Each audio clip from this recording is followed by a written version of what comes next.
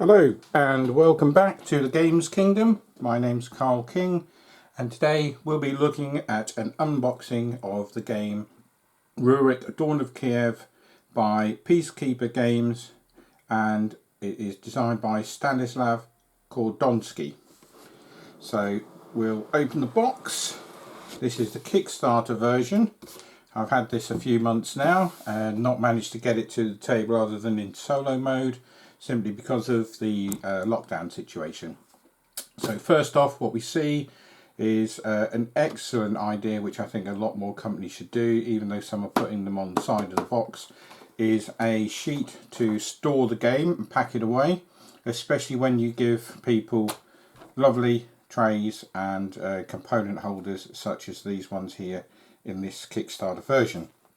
So this sheet, as I said, just gives you all of the sort of layout of the box when you're packing it away, just to make sure that everything fits, as sometimes when you get these and you punch everything out, you try and put it back in the box and the lid won't go down properly. This isn't one of them. This is an excellent box. So first off, let's have a look. So we've got some components in the tray, we've got some money, we've got some sort of resources, including some honey, some food, some fish, some stone and some wood in this nice little game tray with the game name on it. And then each player gets one of these trays as well with all of their components in. But along with their figures in the top tray, underneath the tray, if I can just open it up, are more components. So that's a nice little idea as well.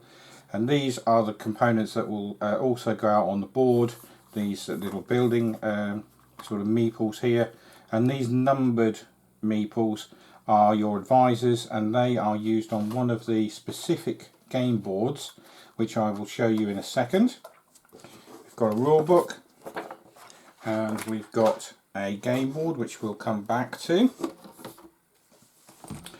We've got individual player boards, which are basically jetties with a boat moored up alongside, and this is where you put your resources on that you gather during the game, and as you gather these you move up and down on this board on the trade section. So when you've got 3 goods on your boat, you will put a marker here, 5, 7 and so on, and you'll go up this track and you'll get victory points at the end based on how many of those you've actually managed to put onto your boat.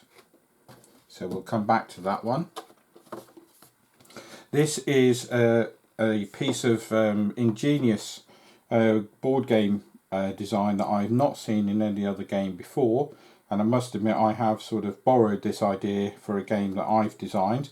And this is the advisor board, and basically depending on whether you've got 1 or 2 players, because you can play this game solo and it is an excellent solo AI, or 3 and 4 players, your advisors will be placed out onto this board like so, and you will take it in turns to place these guys out on the board during a specific phase of the game, and then you will resolve those actions in reverse number order. So you'll start with your number 1 and then you'll go up to number 5, and there are ways of increasing the values of those by putting coins and things on top of them to boost them over the numbers, because you could have played your 5 earlier in the sort of phase, but you really wanted to book one of the slots, so you can sort of put your number 4 out and put 2 or 3 resources on it, and then that will boost that over by those numbers, but it's still only resolved in number 4 order.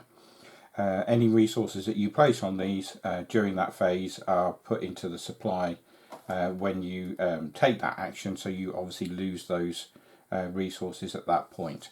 So that's that board, and it obviously gives you muster, which gives you extra troops, movement, attacks, when you can attack other players or the AI, taxation, you can build your buildings, or you can scheme, which gives you extra cards into your hand, and if you earn the top space on this, Not every turn will all of these be used, but if you earn the top space, you also get the bear marker, which means that you are the first player for the future turn. At the bottom, we have a tray with a nice little sort of press stud lid. In there are all of your sort of plastic characters. We have the rebels, which also go out on the board, and they are used in the AI game as well. But when you take any of the rebels, they have symbols on the bottom, and you get whatever resource that symbol says if you defeat that rebel and remove it in combat.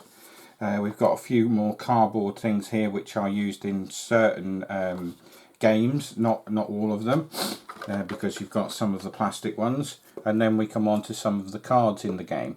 We've got the agenda cards, which basically you pick one of these at the start of the game, and if you manage to complete this agenda, then you get an extra 2 victory points at the end of the game. We've also got cards here which are used during combat. Combat is literally done by sort of number. If you have more than your opponent, then you win. You also then draw a card, and if it's got one of these symbols on, then you lose a figure from your army out on the board. And depending on how many cards you need to draw, you might have to draw 2 or 3 of these. You could lose potentially no figures from your force, or you could lose 2 or 3. It just literally comes down to the cards that turn up, but it also gives you a benefit on the card as well. There are intrigue cards, which means when these are drawn, then it's normally something like you pay a coin to place an advisor in the build column, stuff like that. So but this is the same for everybody. So if you want to put one of your advisors in in the attack column, you must pay a coin. Whether or not you have won or wanted to put them on there to beat somebody else's advisor total, you still have to put one on anyway. So it just gives an extra added sort of twist to the game, because when that comes out, if you haven't got any coins, obviously you wouldn't be able to place your guy into the attack column. So that could sort of mess up your turn, which is quite a nice little twist. And then we've got other cards here which you gain during the game. And these are the ones that you can sort of play out and sort of do certain things. It gives you bonuses. We've then got all of the champion cards. So each one of these champions is represented by a figure in the box. And you sort of can either randomly draw, or you can sort of go around and give somebody a free pick at these. And each of them have a different trait or special ability. So for say Maria's, once per round when you muster troops, you may place in a single region adjacent to Maria's region that you do not occupy, which is something you normally can't do. We've got say Agatha, when you move her, you can also move up to 2 of your troops along with her for free, which obviously is a bonus, because mustering troops on the board obviously and moving troops costs you an advisor to place out on the board, but you can do that with her for free if you have any in the same region. And then we also have a set of AI cards. So the AI in this is quite good. You draw one of these cards each turn, so there's quite a few, and as there's only 4 turns, there's quite a variety of things that could happen. So the AI in this is very, very replayable.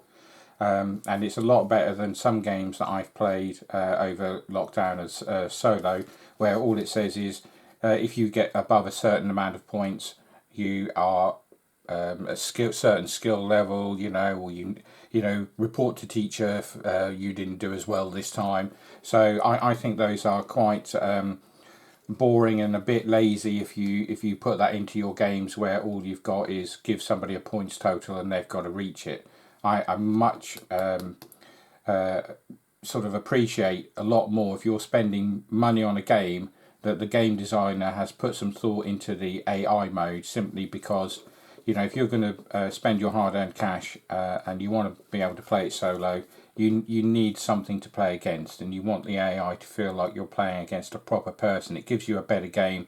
It also helps you learn the game I think, and then you can teach it better to people simply because you've actually played the proper game rather than just playing a game as a one person and saying, "Oh, I've scored 50 points. I haven't done very well."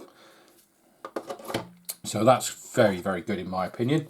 These are little cheat sheets sort of game player aids, which again I think is a nice little touch, and a lot more games should put these in. A lot of the times, if they haven't got these, I tend to do these myself, photocopy them and laminate them and give them out to everybody. So that's just a nice little thing for new players to have. We'll have a look at the game board. The game board is quite nice, quite colourful. So you've got various regions on the game board here. As I say, nice and colourful. So depending on your champion, you start in sort of certain areas and things. If you're playing the AI and things like that, and you set up all of these little symbols are for resources, so you place those out on the board. If you take control, you take that. You can build your buildings into these regions and they give you different things, like you can build a market, you can build a church, and you can build a fort, so that fort will give you better defense. The church gives you added benefits and the market gives you extra resources when you're in that region and you're doing the sort of phase where you get the resources each turn. And then obviously on going back to this board here, one of the tracks is building buildings. So if you build buildings in adjacent regions on the board, so if you had a building in Polotsk, Novgorod and Smolensk, then obviously you would have 3 adjacent regions with buildings in, and you would move up to here on this board, and that would give you an extra 2 points at the end, and so on and so on, and you could have up to 7 adjacent regions. There's also where you rule on the board, so if you've got the most figures, you can have situations where there are more than one player in a region with figures, but if you have the most, then obviously you are the ruler of that region, and if you do have several of these, then obviously again you go up the track. You can get up to 5 regions and get 5 points at the end, but if your 5 regions include Kiev and Novgorod, so these 2 here, so you'd have to have obviously at least sort of some of these here also adjacent and controlling, then obviously you are going to get 8 points, and the most you can get, if you get all of these, you'll get 24 points. On here, this is the warfare track. Every time you have a battle and win, you move a marker up these rings, and if you're the highest at the end of the game, you'll get an additional 3 victory points, and if you're second, you'll get 1. Everybody else doesn't score any. So fighting is quite important in the game. It doesn't give you a huge amount of victory points per se for the fighting itself, but obviously fighting then gives you control of regions and also allows you to build in them if you are controlling them, and you'll gain more goods. So the fact that you get very few points for fighting itself, you'll get more points by doing that. It has that knock-on effect. Here's the rule book.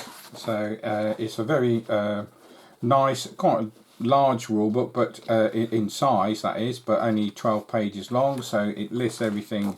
The first couple of pages just is a list of all of the components in the game, including things like the leaders, and it gives you a bit of those. Tells you again what exactly is the same as on the card, what the leader does. Shows you all of the components you get, including a base ring. So you take your champion, you put the base ring on, and that's what goes out on the board. This here is just showing a sort of typical setup of the board, including the rebel figures as I showed you earlier. And on those advisors from earlier, you will place one of your number 2s and one of your number 3s on the space near the 3rd round marker and the 4th round marker, and at the beginning of those rounds you will get those extra advisors to put out again onto the advisor board. So that will give you extra actions in turns 3 and 4. It's only a 4-turn game maximum, so it should be over quite quickly, sort of an hour and a half. Even if you've got 4 players, the rounds play very quickly. I played a a single player game in like half an hour. It was quite good once you get into the swing of how the turns work and you're placing your advisors on the board. It does go very quickly. The rest of the rulebook, obviously, as normal, takes you through all of what you can do in your turn, and obviously what taking those actions will give you as a reward, or what you can do from them. We've got the AI mode that gives you a bit of extra stuff here and shows you the what the cards do, how you work the AI cards, and what happens on his board, because each of those smaller boards that I showed you earlier on the back is the board for the AI player, and depending on where the AI player his priority is, then you do certain things on the cards and so on, and that then shows you where to place his advisors on the board. So sometimes he can block you doing things, and then you've got the end game scoring. And then on the back, another little thing that I love people doing, which I wish more games would do, especially in this one, as the cards themselves don't have any wording on, they've just got symbols. This sheet here tells you what every card actually does, what their cost is, what their reward is. So that's a lovely little touch. And what I tend to do with these, again, is photocopy them, laminate them, and give each player a copy of this, simply because it saves the rule book being handed round if you need to check on rules and things. If you've got one of these, then players don't need to bother with the rule book to see that, and they can keep that in their possession for the sort of remainder of the game. It also shows you the agenda cards. Now, the agenda cards do actually tell you on them what they are, but again, it's just another handy little guide to say, this is what this means at the end of the game to score you extra points. So nice little touch that, as I say. That's the rule book. That's Rurik Dawn of Kiev by Peacekeeper Games. Really looking forward to getting this to the table sort of in a 3 or 4 player game as soon as we can after lockdown. And yeah, I think this will be one of my favourite games of 2019-2020. And we'll see you again, folks, with another unboxing.